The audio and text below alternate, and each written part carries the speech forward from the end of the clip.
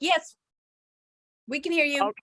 Very good. Want to thank Kim, as always, kind of putting this commercial meeting together. I know Manny's and Mega Camp in Austin, Texas, and we're outside right now in a beautiful Pomona, California. We just finished a meeting, and I appreciate Manny and of course Kim giving me an opportunity to bring out the two wonderful speakers. The first person we're going to be listening to, Mr. John Jomehri. John has joined our team as of about a year and a half ago. I've known John for over 20 years. We had a pleasure of working with him when he wanted to sell the Lovebirds Cafe Bakery in Pasadena, California. I think about maybe 6 years ago, John? 7 years ago now? Yeah, October 2016.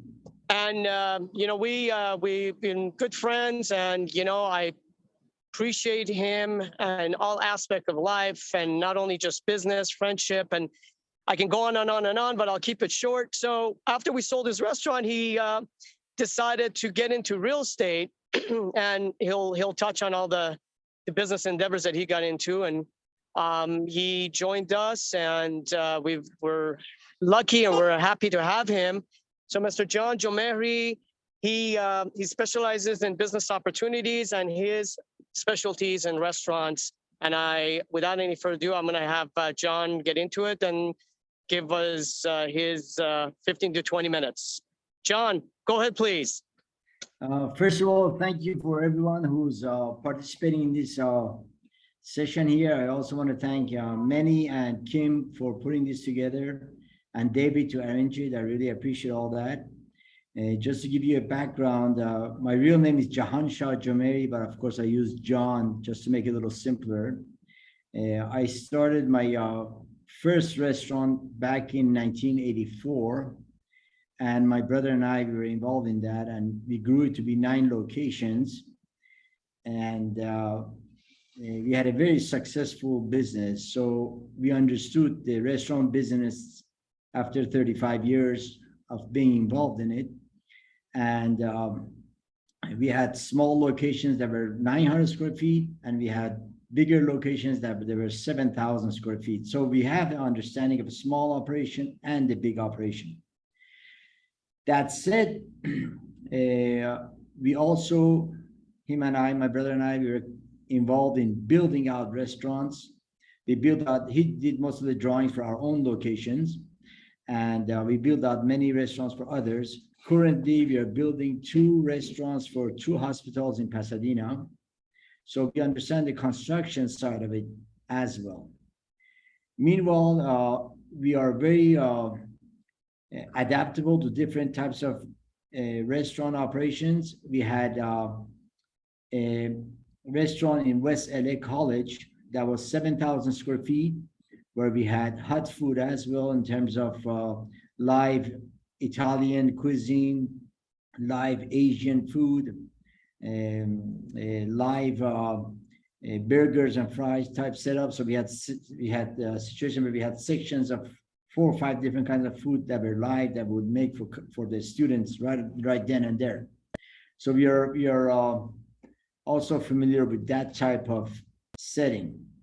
One of the accomplishments that we had is that we were very good at writing proposals to get these restaurants. For example, the West LA College that I mentioned was given to us with a year free of lease, just because they liked our concept, and the proposal that we wrote for them were so adaptable to their students. We had the same situation at Pierce College.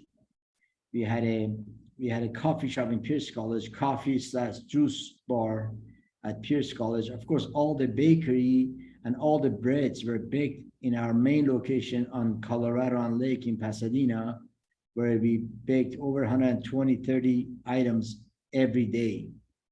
We used to also sell wholesale bread to all the restaurants, the high-end restaurants in Pasadena, breads such as 7 grain, ciabatta, walnut raisin, and different types of breads. So we are familiar with wholesaling of the business aspect as well.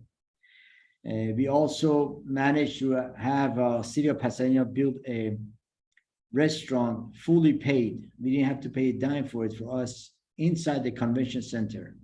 We had that for a few years and then we sold it to Starbucks. So we've been involved in proposal writings, in hot food, in large restaurants, small restaurants. We also licensed Lovebirds Cafe to 3 other people. So we were involved in licensing and how to collect licensing fees and how to write a contract with them to use our product and use our name. So we are very familiar with that type of setting as well. So from an eatery point of view, we have a vast knowledge of small to large operations, writing proposals, building them out, leasing. We are very familiar with reading many types of leases and write leases for others and running the business, staffing, payroll. So we are familiar with almost every aspect of a restaurant. One of my personal accomplishments was that for a while I used to teach a business class in Glendale College, and that I really enjoyed a lot. That I would go to restaurants and discuss business and how to start a business, and I would write proposals for them and help them write proposals and business plans and how to write a business plan. Currently, I'm helping several people to write business plans for their projects. Of course, these are, from my point of view, is educational for them, so I'm doing it free of charge. I enjoy doing that to help young people get into business, or people who are just coming into restaurant business to get into the business. And I like to teach them how to write business plans and show themselves and how to make themselves look good. I had a situation where I sold the restaurant to 2 partners, and one of them passed away, and unfortunately the other lost their business. So I saw it as my fiduciary responsibility to complete myself. So I went and I got my insurance license. So now I write whole life insurance and other types of insurance, mainly for key people in a business or partners. And that's one thing that's one additional service that I supply to my clients, where there are 2 people buying a business. But what I do, I have them buy a life insurance, a short-term life for 10 years, $250,000, one on each, and business pays for it, which has tax advantages. At the same time, the business is secured in case one of the key people, God forbid, got injured or couldn't come to work for a while.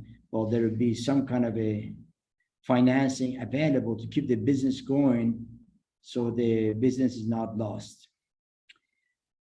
Other than that, I think I said it all. I don't think there's anything more to say about myself. My education is chemistry. I'm a chemist, majored in chemistry, minored in math, and I've had several other businesses besides real estate and restaurant and insurance. So if I may say a couple of things, but of course I have a lot to say, but I'm gonna just touch on one. I remember perfectly, I think it was about 22, 23 years ago. My wife and my sister-in-law wanted to open up a bakery on a shopping center, and John knows exactly what I'm talking about, on Marengo, right across from USC Medical Center. And when my wife and my sister-in-law came to me and said, listen, this is what we want to do, I said, stop right there. You call 626-617-2318. And I've memorized his number ever since then. And, you know, I had John come out, he looked at it, and I don't know what the deal was, but he said, guys, this is, you know, he did his analysis and all, and he said, this is not going to work. Okay. And we stopped right there. For the people that are on the line, you guys have to understand what John is talking about. It's really from his bottom of his heart. Not only he's a wonderful human being, but he's knowledgeable. thank you. People that are doing business opportunities, especially in the restaurant, nobody better than John, because he has done it. As he explained to you, he's been involved with so many restaurants. He even was a teacher for a time. So I know we get these emails, I get these WhatsApp messages as of late that, there are agents out there that are, doing residential, doing a variety of, products, but the friend or the client says, hey, I want to sell a restaurant. And what I recommend to all, I mean, the key to this business is being a specialist, specializing. When it comes to restaurants, when it comes to coffee shop, okay, and the ones that are on this call, nobody better than John. Why? Because number one, he's very sincere. He's straight up. He's not going to tell the guy what he wants to hear. He knows his stuff. And I would highly recommend that you take advantage of that. That's why we have him as part of our KW network. So don't get frustrated. Call John if an opportunity comes, whether you want to co-list with him or you just simply have a question. He's there for you, and I know he's always been there for me. We like I said, we sold his restaurant, but before that, my sister and my sister wanted to get involved, and he really did analysis and told us why he was against opening up a bakery there. Put aside, we've done many transactions, and I know he's working currently on a couple of scenarios right now. I remember going out to dinner, it was about a month ago, the guy that John is working with, he came and gave me a hug. I said, hey, what's this for? He says, I really appreciate you putting me in touch with John. I said, what is he doing? He says, look, he's doing it all. The question is, what is he not doing? So guys, I want you to know this man here, when it comes to restaurants, when it comes to kind of business opportunities, he's the guy. Take advantage of it. He's there to help you out. I am proud, and it's my sincere pleasure to have him as one of my team members. And I say that from the bottom of my heart. And one other thing I want to say, and this is the last thing, when you communicate with John, when you're sending him a text or an email, the way he comes back to you is like a poet. His communication skills, and this business is key. Don't forget, when we communicate with people, one thing I learned in school, best way to communicate is face-to-face. Second is writing. Third, of course, send out a text, email, this and that, right? Second is phone call, I'm sorry. And his writing, John's writing, is phenomenal. Very cordial. I mean, the type that gets people's attention. So John, high five to that. God bless you and keep up the good work. Now, for I think the next few minutes, we'll leave it up for questions. If anyone has any questions for John, please go ahead.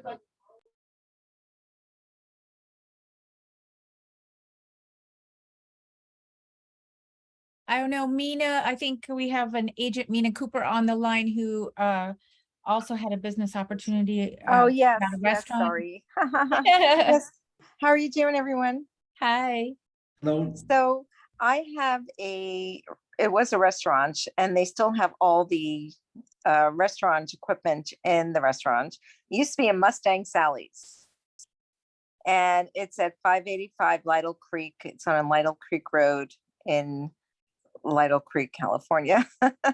And it's really charming over there. It's really, really nice. It actually has a well on the property, but I don't think it's operating right now, but I'm sure they can hook it up.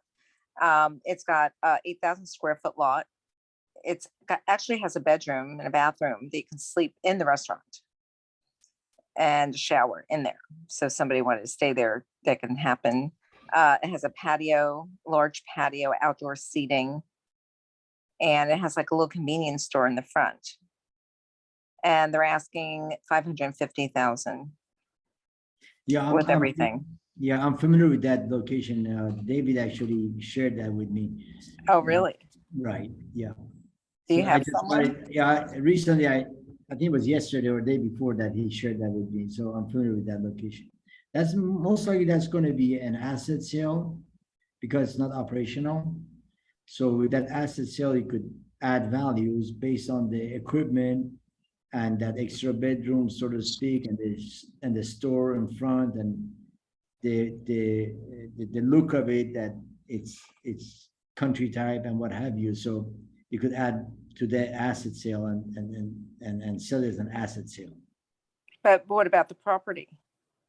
Well, if the property is for sale, that's an added advantage Because Well, most yeah, people. no, it's listed. The building is listed with everything in it for Oh, 550. that's fantastic. Yeah, but the property is much easier to sell it.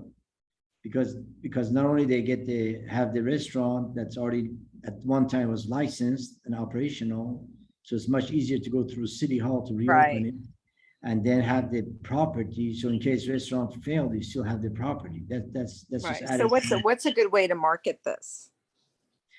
The best way to market it is to do what David does. David has a database where he makes a flyer, beautiful flyer, and he sends it to his like 16,000 people database. Uh-huh. And then as well as other realtors, and then that's how the word gets around. Right. Because I don't have that database. Mina, Pardon me? That's when would, David comes into the picture, yeah. if I may, hi, Mina, it's David Yashar. Hi. I got out for a minute. Hi, nice to meet you. How are you? Hi. I'm good. How are you? Good. Is it possible that maybe three of us can speak after 2 o'clock after this meeting? We have some Sure. ideas I wanted to run by you, if that's okay. Sure. Of course I would love Okay. that.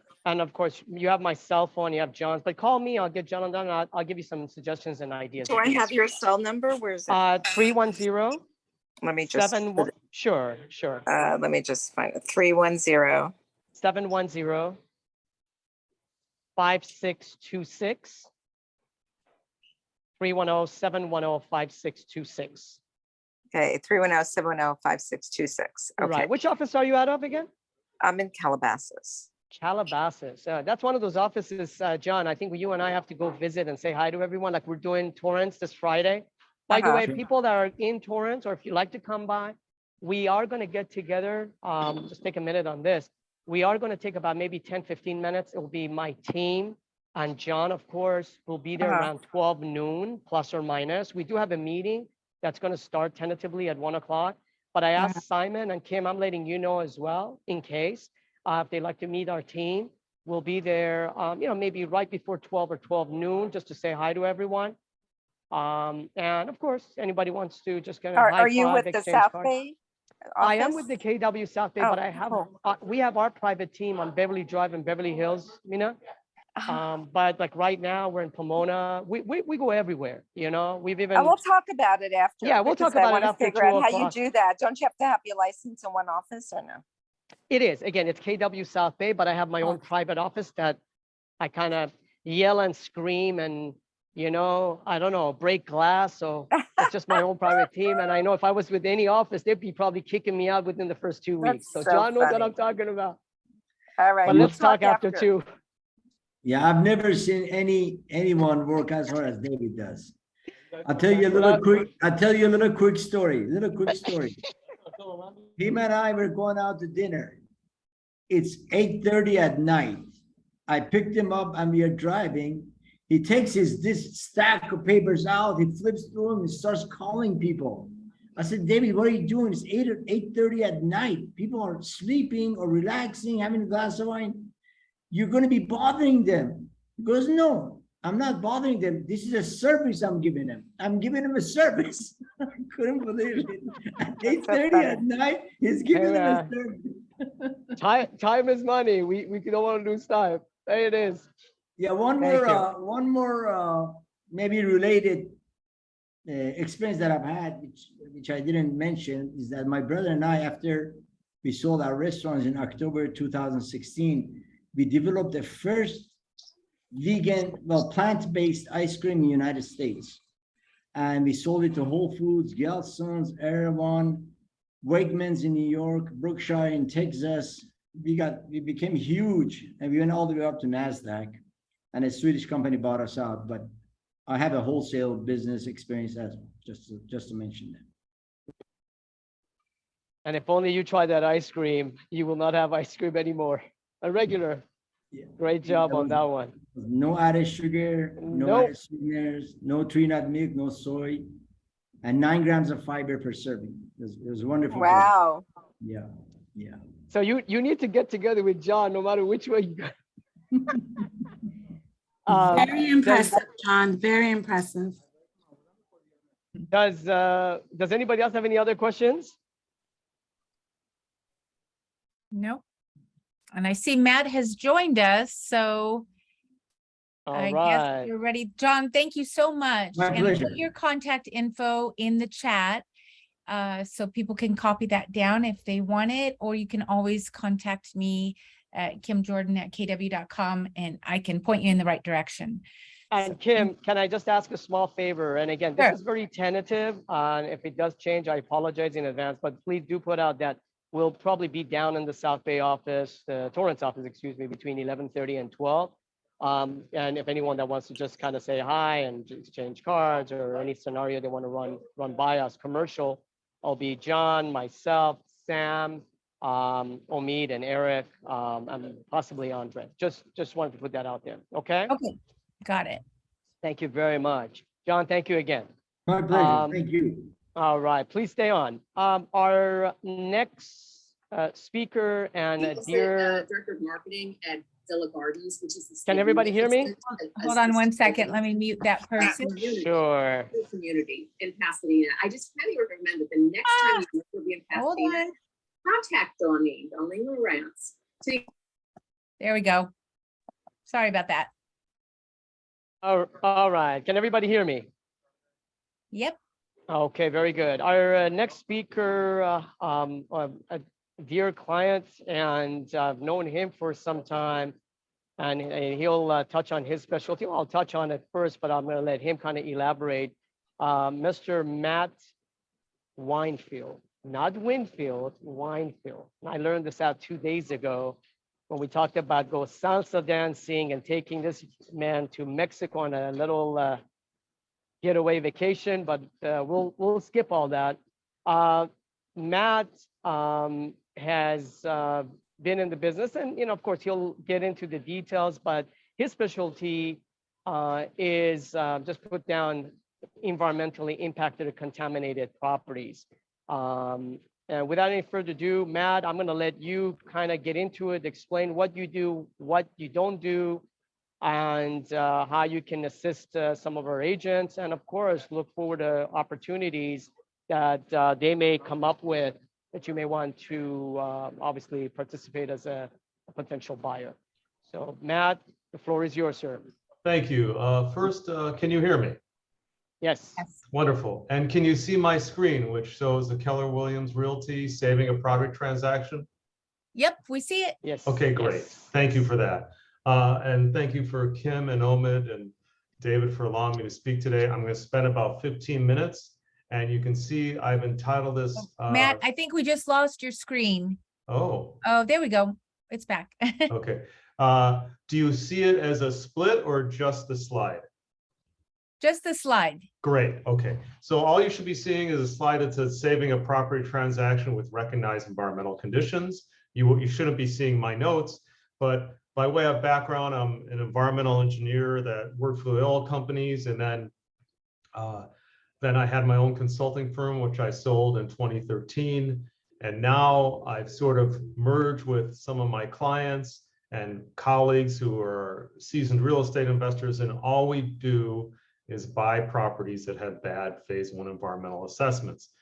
So we love strip malls, dry cleaners, gas stations, aerospace facilities, plating shops, all those sites that are very difficult to sell for the brokerage community, and that you might have had a deal killed because of a bad phase one or phase two. So these are the things we're going to talk about, but we're going to stream right on through. Again, I'll be about 15 minutes. We'll talk to you about how we target sites, how they're remediated, some pricing, sample projects, and then questions galore. If I always ask this question at bars, how many environmentally impacted sites you think are in California? And the number is 200,000. No one guesses that high, but there's a lot of opportunities. It also means you're going to run into these sites. And just to give you a useful tool right away, there are two sites. One is GeoTracker, one is EnviroStore. You can actually put in the address of the site to see if there might be an active file. It's about 50% accurate. So just because you find something doesn't mean it isn't there. But if you find an active site, that means there's a problem.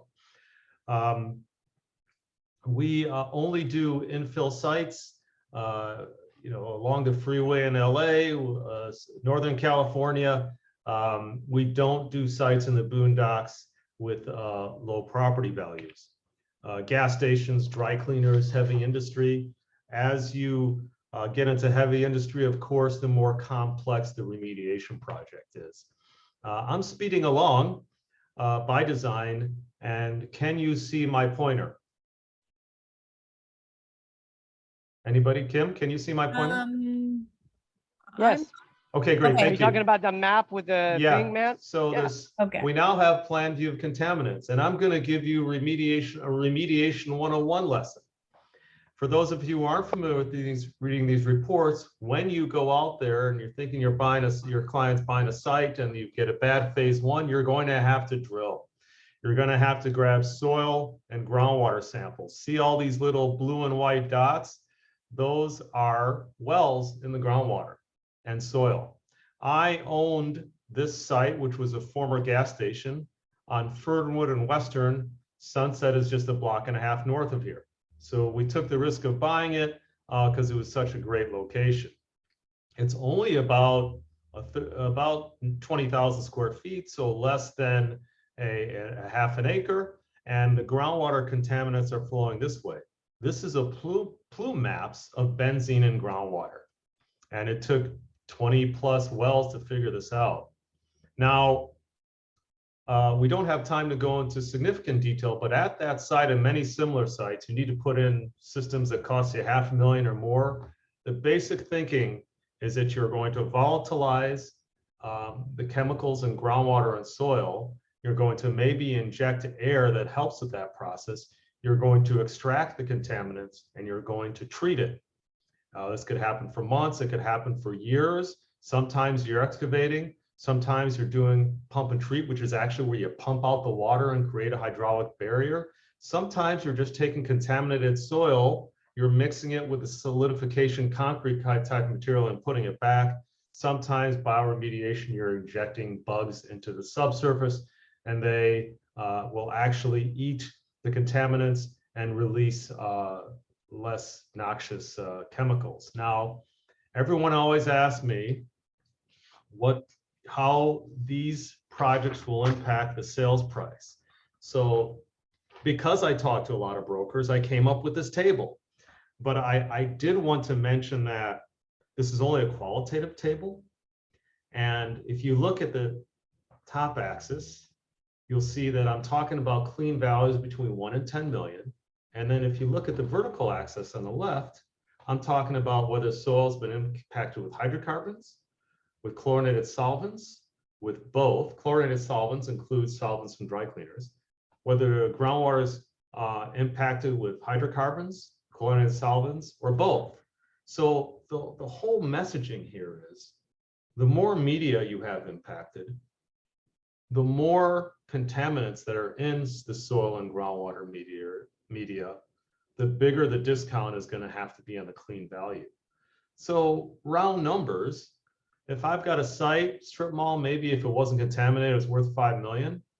And it's got soil with only got soil with chlorinated solvents. That's probably $1 million discount or more. And so again, this is a qualitative table. The more contaminants, the more media that are impacted, the bigger the discount is going to be. And so I'm going to ask a really quick question. If for this $5 million clean value site, you find out that it's going to cost $2 million to remediate it, should I, as an investor, buy it for $3 million? Anybody want to answer? 5 million site, 2 million remediation cost. Is the value really 3 million? No. Okay, that's absolutely correct. And Thank you very much. The reason is, and I get this all the time, is Matt, first of all, it's hard to believe a third party's consultant remediation cost estimate. So I have to do my own due diligence. That's my background. But let's say you agree with it. That 5 million is based on, say, a 4 cap, 5 cap, 6 cap. If you're buying a contaminated site, your risk has gone up dramatically. You're not going to get debt. It's going to be hard or impossible to sell. It's going to be very hard to redevelop. Your rents may be affected. So you can't just deduct the projected remediation costs. Who wants to buy something, it's a 4.5 cap when you've got remediation to deal with? So, you know, that 4.5 cap should be only for a non-contaminated site.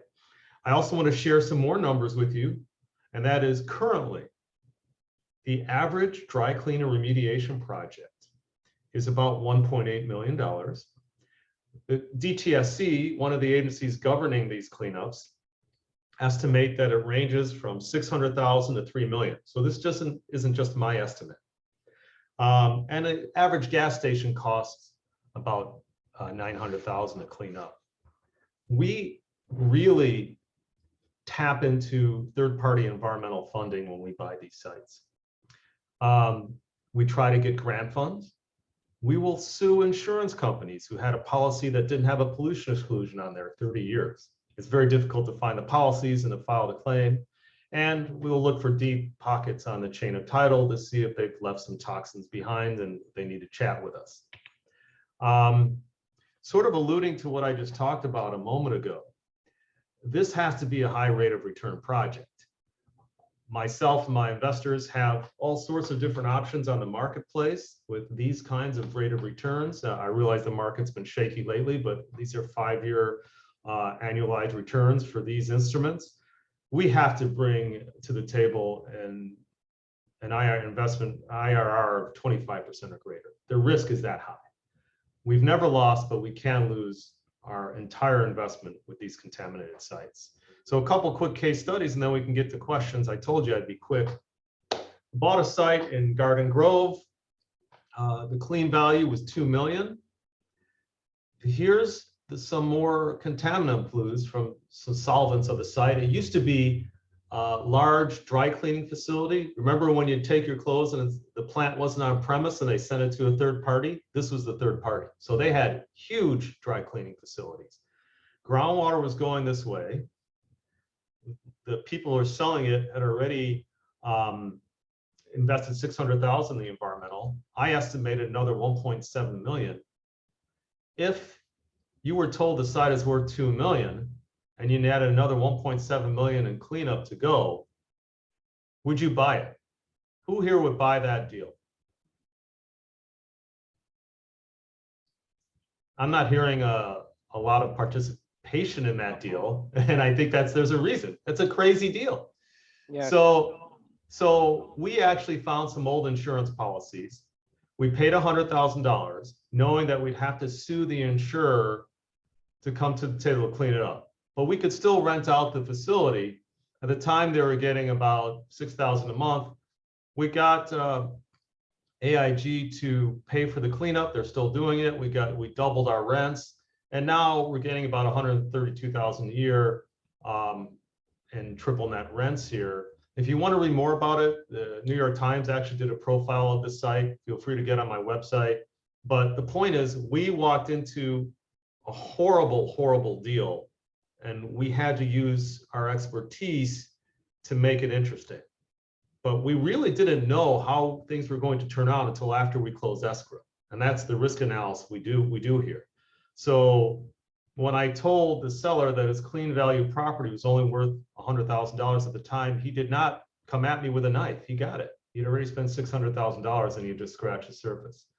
Another site is that site on Western and Hollywood that on Western and Sunset in Hollywood I alluded to.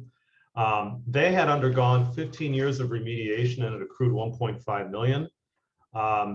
So it had been out to market, 3 years. I happen to know Aaron Weiner, the broker, and was literally driving to a salsa club and saw his sign. I said, oh, I'll give him a call.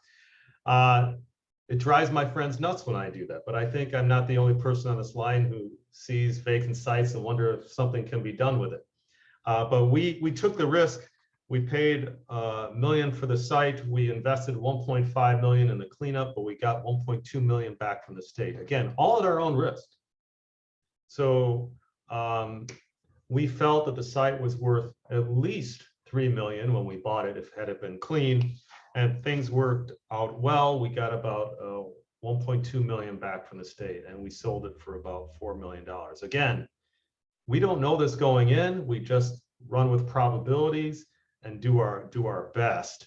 And we haven't lost yet. Again, we don't have a lot of time, but this was the source of the 1.2 million we got back from the state. We were on the cover of the LA Business Journal regarding this site. I don't know why I look so angry in this photo, but I just did. I did for some reason. And we also buy notes. For those of you who follow Jesse James, he had this company, West Coast Choppers, and he was on TV. Well, he wasn't good with real estate. We bought the notes and took care of business there. Happy to answer some questions, but I would like to give you some sort of takeaways for you as brokers. First of all, these brownfield sites are not for the faint of heart. There's a lot of risk. The market size is huge. There's at least 200,000 sites in California alone. And I recommend that when you're brokering these transactions, you really try to sift through the chaff to get to the wheat. And the wheat would be people who have bought these kinds of sites before, because they're going to waste your time. They'll get into a PSA and they'll drop out once they find out what the real risk is.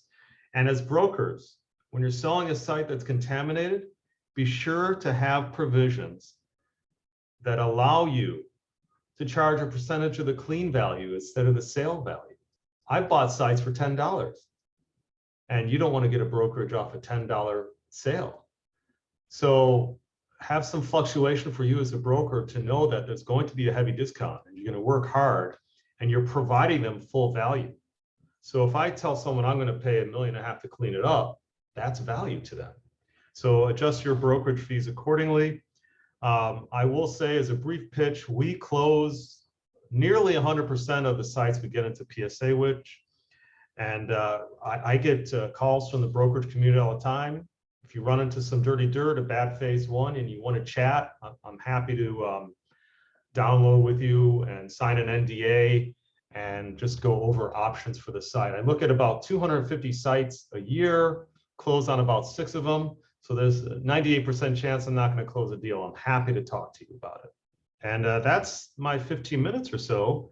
I'd be happy to answer any questions about how to close transactions when you get a bad phase one.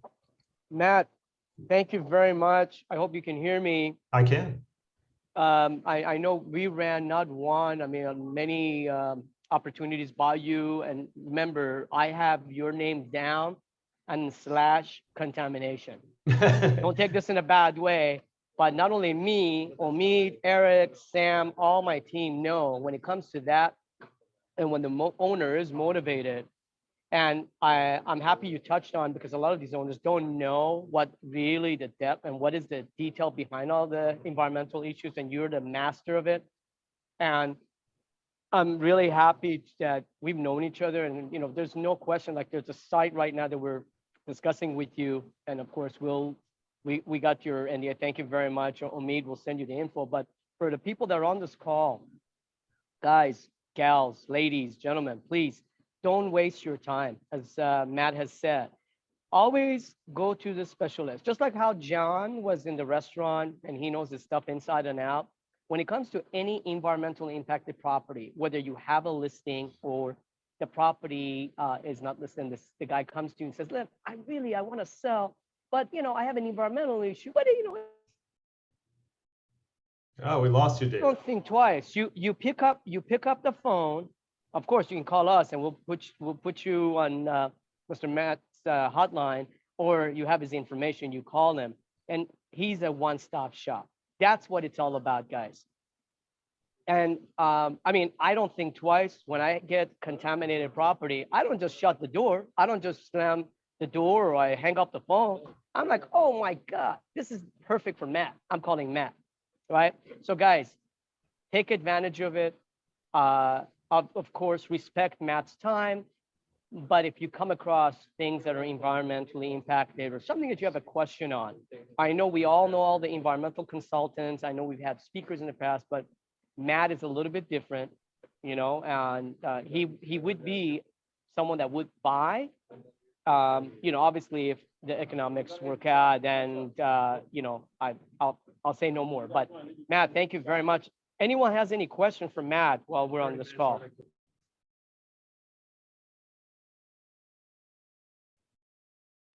Well, Matt, I have a question for you because we do have a variety of agents.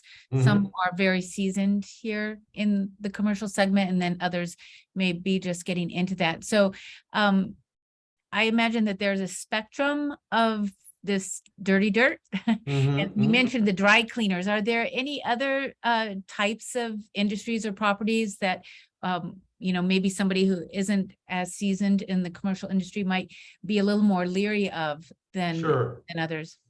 So strip malls with dry cleaners or gas stations are all over the place. I've heard estimates of dry cleaners anywhere from 8,000 to 50,000 in the state, including the ones that people have just sort of shuttered. So there's that. Industrial warehouses, any aerospace contractor or a contractor that had a machine shop where they're plating, anything that used solvents for like a cleaning area, obviously auto maintenance facilities. Think of your random industrial park where they say, oh, we were just a warehouse. But then you say, well, you had a machine shop. Oh, you had a subsurface storage facility for perchloroethylene. So a lot of these facilities seem innocuous, but then they'll have their maintenance shed, where they were leaking like crazy. So those are some of the kind of facilities to look out for.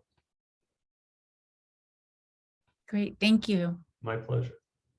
Anybody else have any other questions? Does anyone have any, stories of past transactions that maybe we can all learn from? What a great idea. So let me ask this question. How many on this call, show of hands, have had a phase 1 done and it had recommended environmental conditions and you had to walk away from the deal?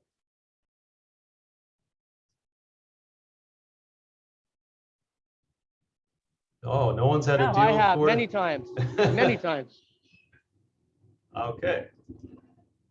So if you have questions on your phase 1, give me a call and I'm happy to go over them with you. Okay. All right. And also we recorded this session, so I'll put it on YouTube if anyone wants to go back and review or didn't get a chance to see it all. So thank you so much. Thank you, Matt. Appreciate it. Thanks for letting me take care. I'll say goodbye now and hope your deals are going smoothly out there. Bye-bye. Thank you again. My pleasure. Thank you, everyone. And your Kim, I think the last 15 minutes or so, or 10 minutes, we just want to open it up for anyone that has a buyer needs or they have a new listing that they want to talk about. I think this is the time. Sounds good. So open Anybody, mic. any buyer need?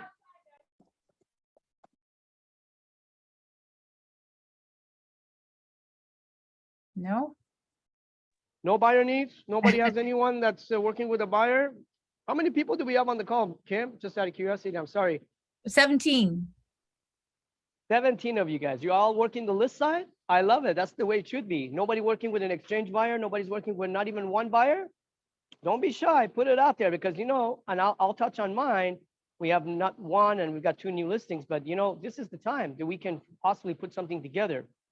I don't want to put any pressure on anyone, but if you have someone that is looking and they're seriously considering buying a product, it's retail, single tenant, office, where I don't know, just please speak up.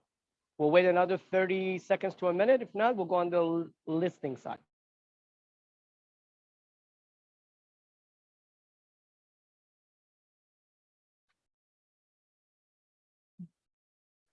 Okay, listings it is. All right, so on the list side, anyone that has a new listing or have had a listing for some time and, hasn't been able to move it and maybe, I don't know, economics have changed, the tenant moved out, moved in, something about it's different. Do you want to talk about that particular listing? Please go ahead.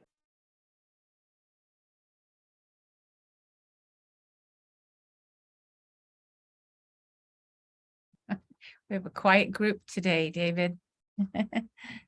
I think next time, Kim, I'm going to tell Manny, we're going to make a requirement. We're going to add some alcohol in this, get together, and everyone, it's a requirement. They got to show either a glass of beer or a glass of wine or champagne because everybody's too tight, man. You got to loosen up.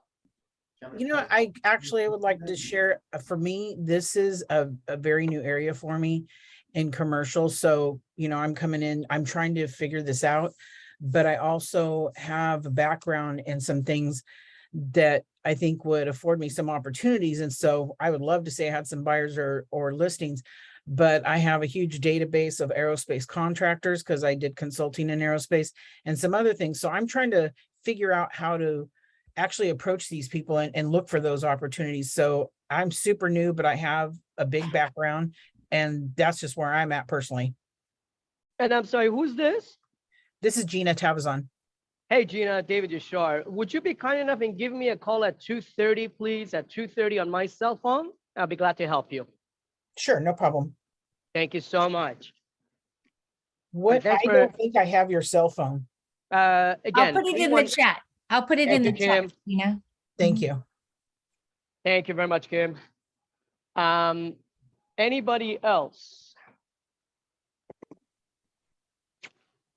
Nobody else on the list side? So we'll wait 30 seconds. Otherwise, I'll come in with a couple of new listings that our team has just brought on. And before I get into that, guys, I want to share something with you. And I learned way back when I was at my first company back in 95 when I started, 1995. Anytime you're going out in a meeting, presentation, I tell you, and this was a requirement at Marcus & Millichap, that you have to dress. You have to put a tie on, a jacket, even in, you know, it's hot. I know it's a little bit of, you know, it's a struggle, you're really hot, but I'm telling you guys, you dress to impress, you dress to have a better opportunity to get the business. Believe me, will make a difference. Today, I can tell you that it made much more of a difference the way we were all dressed up. And we went in as a team, 4 guys with tie and jacket, or shirt and a jacket versus somebody just goes in with a short sleeve and, you know, maybe a khaki pants. Okay, I apologize. This is just commercial real estate 101, but I did want to put that out there. I hope you guys all see it the same way, or you feel the same, but just wanted to get that out because it made a difference with this doctor. He gave me an example that, the guy at CBRE came in, very casual, saw him once, he only brought 1 buyer and he disappeared. I mean, put that aside, but I think we all need to, just take that and practice that, okay? Anyway, I'm gonna present a couple of new listings. The first one that was just signed on Friday last week. It's a warehouse auto related property, about 10,000 square feet on about almost 21,000 square feet of land. This property is just listed for $3,495,000 just off the 10 freeway at 1623 South Compton Avenue. Matt, if you're still on the call, I love you, man. We do have a phase 1 and a phase 2, and it says no further action. So sorry, man. So that part of it is covered. Anyone that's working with a user is looking for a warehouse auto, or they are working with an investor that is looking for that kind of product type. It is zoned manufacturing. I would definitely, first of all, call me. We'll be glad to send you a marketing package and video, and we'll have that probably toward the end of the week or next week. But I'd be glad to discuss the details with you.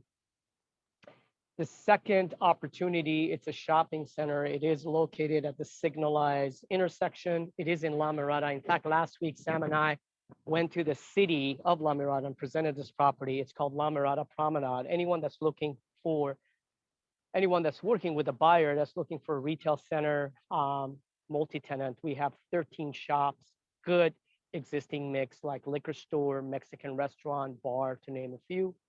We have a few vacancies. This property is just shy of 18,000 square feet, rentable, sits on about an acre of land. Again, it's called La Mirada Promenade. We are listed at $4,950,000, puts us at about $270 a square foot.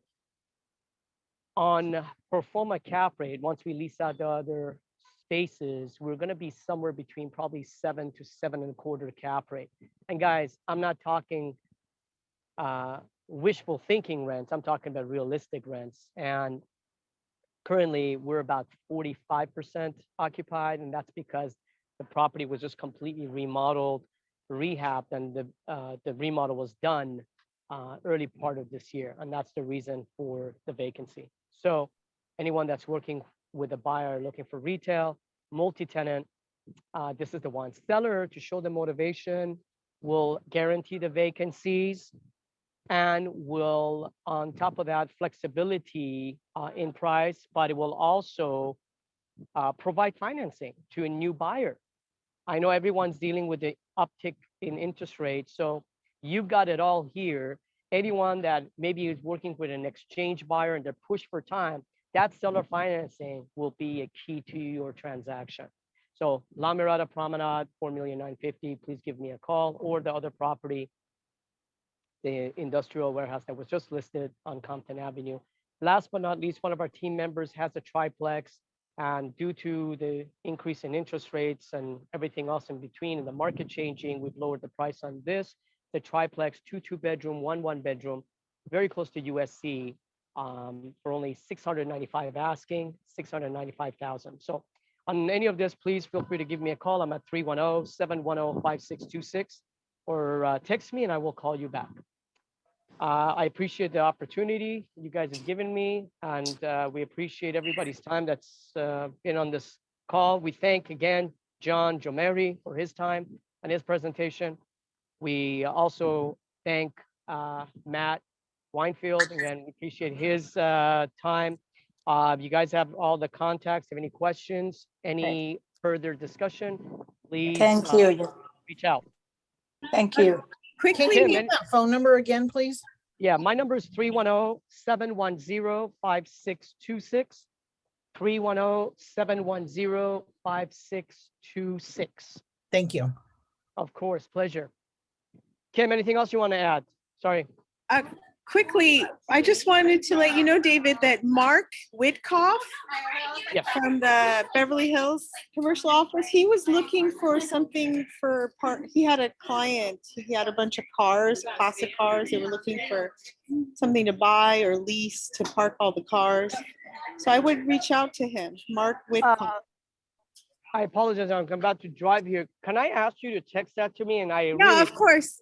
and I will reach out to him. 100%. No problem. Thank you so much. Of course.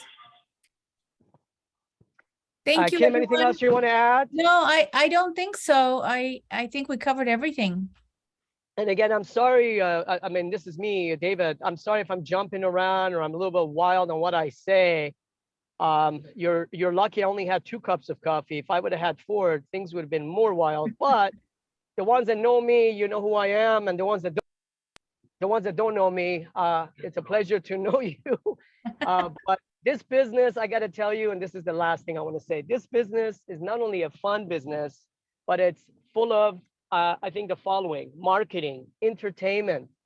And, you know, me, I love what I do.